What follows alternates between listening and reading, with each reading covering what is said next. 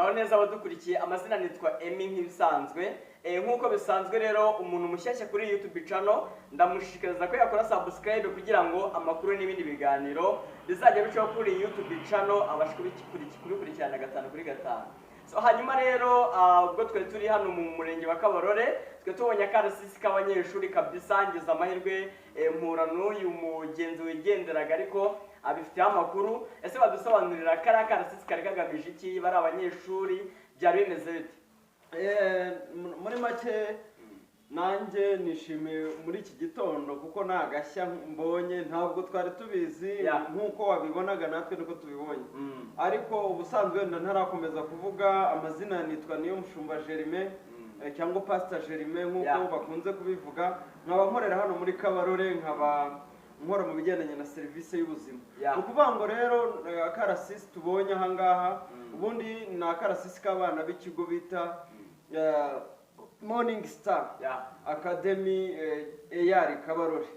Ubwo ni ishuri rikorera muri AR Kabarore Eglise Anglicane au Rwanda. Uvuga ngo rero iryo torero rigira uburyo rirera rifatanya n'igihugu cyacu gutanga uburezi ndetse uzi neza ko uburezi bufite ireme ari inkingi y'iterambere. Rero iyi nakarasisi bakoraga mu bintu bigendanye na nursery graduation bajya bagira graduations zigendanye no kuba abana bava mu cyiciro kimwe bajya mu kindi ngira ngo hari abana wabonye bambaye neza cyane rwose nk'abameze nkaho bari kurangiza kaminuza n'abana bari muri nursery bagiye kuva muri nursery bajya mu kindi cyiciro gikurikiyeho. No kuvuga ngo rero ni ibirori byiza bibereye ijisho twabonye uburyo bitoje nanjye nagiye ntungurwa abana bantunguye cyane rwose nabonyemo abana bafite impano zitandukanye numiwe cyane no kuvuga ngo rero ibi birori nanjye rwose reka dukomeze ahubwo twihere ijisho turebe amaherezo yabo.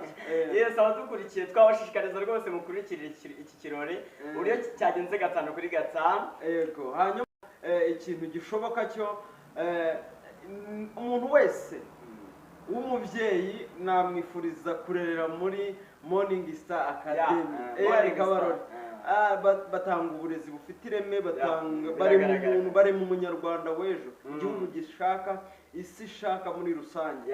Rero nabashishikariza rwose kurereramo wabonye ko ari abana bafite ikinyabupfura abana barezwe abana bari kumwe n'abarezi babo babagaragiye mu buryo bwo kugenda no mu muhanda urabona ko nyine bagize uburyo bwo kubategura mu buryo bigendanye na bande naho bari hejuru rwose kandi urabona ko aribo bari kubyikorera ntago ari abandi batiriye. Rero urabona ko ari ikigo kimeze neza kabisa. Much respect kuri Morning Star Academy AR Kabarore kabisa. Yes, hanyuma abadukurikiye bashobora kwibaza ese icyo kigo kirera hehe ni waturangira cyangwa warangira abadukurikiye? Ubundi iki kigo nkuko turi kubireba natanye mbabwira ni ikigo cy'itorero ry'Abangirikani rikorera hano Kabarore neza ujya ku isoko hafi n'urusengero rwa ADPR.